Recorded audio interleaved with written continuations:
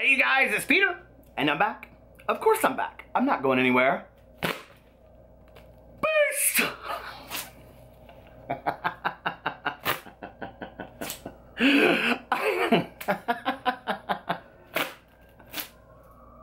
I'm YouTube famous now. Available on iTunes. I don't have my microphone. Oh my god. Okay, so Beast! Disappearing act. How are you guys today? Oh my god, happy Friday. I am like losing my shit, right? I'm in my office, if you guys have seen. No, I don't edit. Sorry. So many people in like the last 24 hours that are new to my channel are like, I'm kind of really over the fan and the phone. If you guys don't want me to do the fan and the phone anymore, will you put it in the comment section below? This is such a bad place for me to film videos. I always think it makes my face look so fat and stuff. I think that's why I need this sisters fan. So anyway, let's get right into this video, which we're gonna timestamp at 1 minute and 17 seconds. Okay. So, ding-a-ling-a-ling-a-ling, shamalama, scamalama, ding-ling. Hello, House of Drama Phone. This is Peter speaking. Bella Thorne and Tana Mojo. No, I could care less. I'm not doing that drama. Kendall Ray being pissed off because somebody imitated her. No, I could care less about that drama.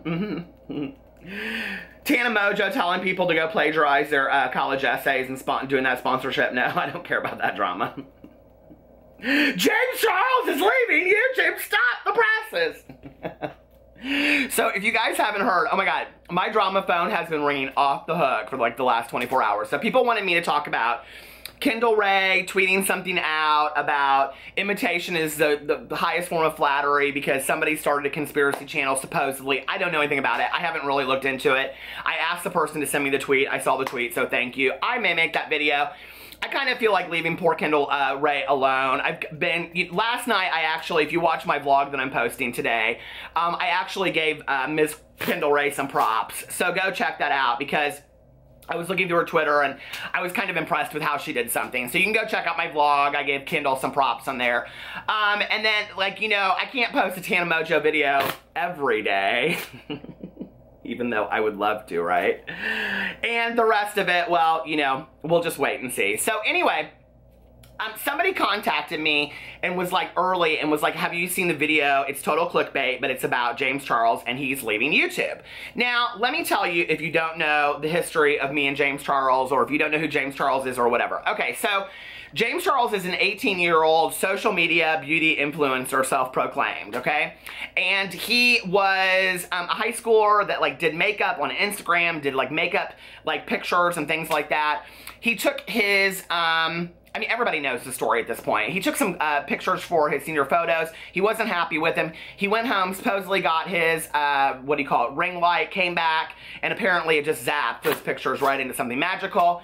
CoverGirl saw it and said, that's the one we want right there. And so they had to have James Charles. And so then the whole rest of it is history. Supposedly, he photoshopped these pictures. It's never like Thomas Halbert said he did. It's never really been said, yes, he did, no, he didn't. He was on the Ellen Show list, and I'd lie my ass off to get on the Ellen Show all day long. Don't think you wouldn't either, okay? If you got to be a guest on the Ellen Show, wouldn't you lie? I think we all would. So anyway, so James Charles, I started watching his videos. Then he made some rather ignorant statements, which over time he's apologized for and owned and all that kind of stuff. And I've kind of like, over time, if you've watched my last couple videos about him, like, I really like this kid. I like him a lot. And I think there's something very, very genuine about him, something very endearing about him.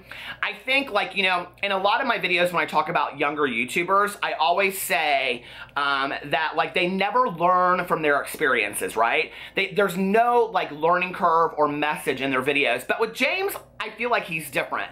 I feel like he kind of like owns his shit on his videos. Now, I will tell you this. At first, with the shit when he was at DragCon and he skipped 100 people to go meet Latrice Royale and he was making these statements on Twitter, I think the power and the influence of overnight being like a social media, you know, icon, I think, like, so to speak, at his age, I mean, people are going to say he's no icon, but to younger people, he really is. I think probably was overwhelming for him. He's even talked about that. So I think it was a lot, and you know, I don't know that any of us in that position wouldn't be like, I don't wait in line for the club. You know what I mean? Like, let's just be for real. So over time, I've kind of like sat back and I've watched his videos. I've watched him talk about his family. I've heard the stories about his dad setting up the glam room. His parents are very supportive of him. He did videos with his brother. I like him. I like James Charles, okay? Now, my one piece of advice to James is, baby, run for the hills from that app pact, okay? You don't even seem like you fit into that. I think they're fine to be your friends, okay? Congratulations to Elijah and Christine. Apparently, Elijah tweeted out today that they did get their show, so congratulations. I think that's phenomenal. And I would like to see them do some really serious, like, comedic kind of efforts in the world instead of just walking around getting high all day long. That's my 2 cents for that. So anyway, I could care less about Bella Thorne and Tana Mojo making out and being a couple or whatever. Have at it, baby. Good for them. I gotta quit whipping that fan. Have at it. I'm really happy for you. That's no story for me that I could care less to cover. I'm really not that interested in who you're making out with. So anyway, but, and you know, I think people really get the wrong idea a lot when I make my videos. I think people think like, oh, Peter doesn't like these people, or Peter is hating on these. No, that's not the case at all. And I do very much remember what it's like to be 18 and be having wild nights and all that kind of stuff. The difference is when I was doing it, I wasn't showing my ass to 2+ million people who were role modeling over that, you know? And I don't even know that if I was, I really would have cared. So, you know, maybe in their defense, I don't know. But James Charles, I think, is different. I think James is somebody that doesn't really show his ass a lot. And I think that when he does, he sits back and then, like, tries to own it. So I made a video about, I don't know, 2 or 3 weeks ago where on Snapchat he said that he was, like, really stressed out and it was overwhelming for him and he felt very lonely and, you know, whatever. And so that he just didn't, I don't know, he didn't say he didn't want to be in LA, he just said it's a lot, right? And that he was thinking about leaving YouTube, and a lot of people were very, very supportive of him, and so I made a video about it. And then last night, I think it was last night, he posted a video, and the video is titled, are you ready for this? I'm so tired of these clickbaity titles, but this one kind of really wasn't. Leaving YouTube, ... I love the ... Chit chat, get ready with me. And here you go. There he is right there. See? And let me just tell you the speed at which I watched James Charles speak.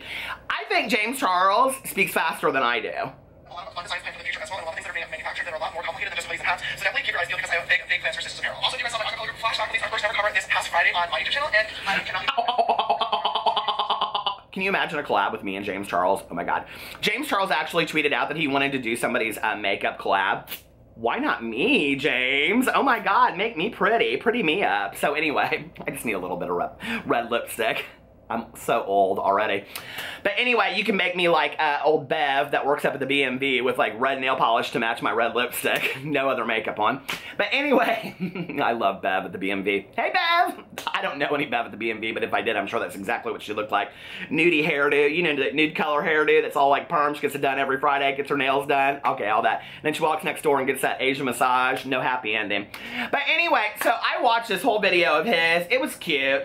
It's leaving YouTube, chit chat, get ready with me.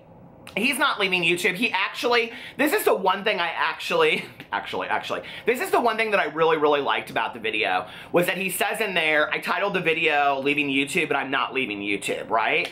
But like, unlike Tana Mojo and all these other people that I've spoken about, you know, that say that they're leaving YouTube, they don't address it in their video. So what he does is he starts in there and he talks about how like he had to take some time off of social media and that it's really, really overwhelming to be a social media influencer and to be all this kind of stuff and to get this kind of attention because, you know, like people are coming at you. And he was like, you know, I know it's probably people are like, you know, oh, you live in LA, you're 18 years old, you make a lot of money, you have a great life, blah, blah, blah. And he said, I'm very, very grateful for all of that.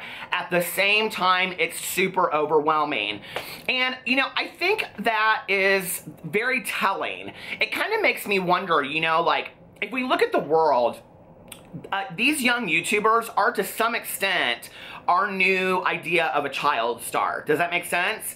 Even though they didn't start at 12 doing YouTube videos. I mean, some of them did, but not all, most of them didn't, you know? Like Matty B, he started out young, but like, I mean, where's Matty B's career gonna be when he's 30? Because I can tell you, no 30-year-old woman's gonna be listening to Matty B unless he like ups his, you know, game a little bit. So anyway, but I think that the thing that's hard is that we don't see like the mass amounts of like, you know, like messages they get, tweets that they get, people that come to them.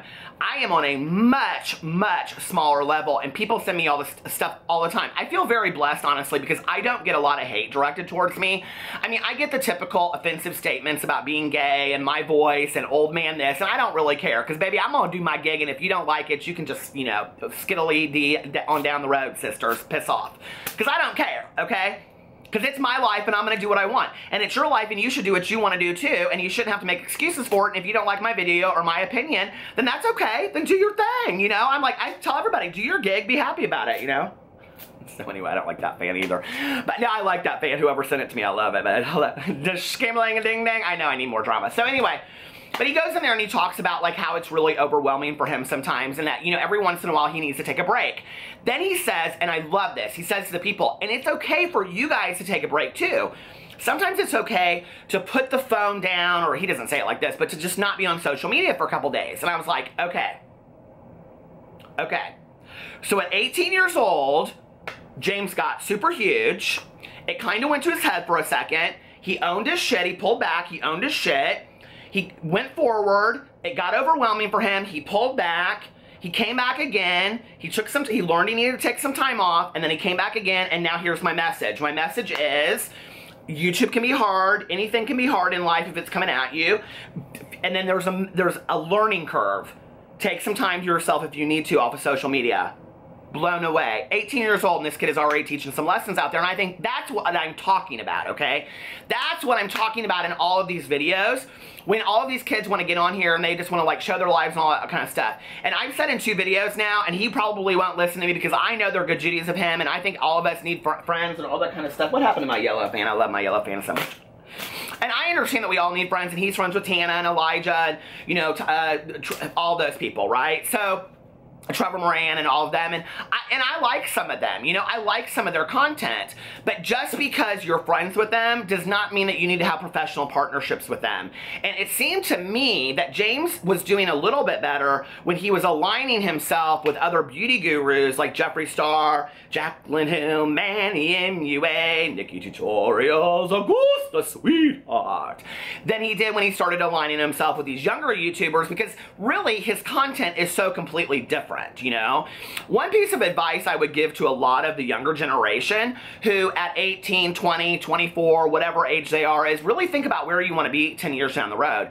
I very deliberately, once I got sober and I started working in the field of addiction, I thought, okay, where do I want to be 10, 20 years down the road? What do I need to do to get there, right? Because YouTube, just having a channel on YouTube cannot be your end game. What do you want it to be next, you know?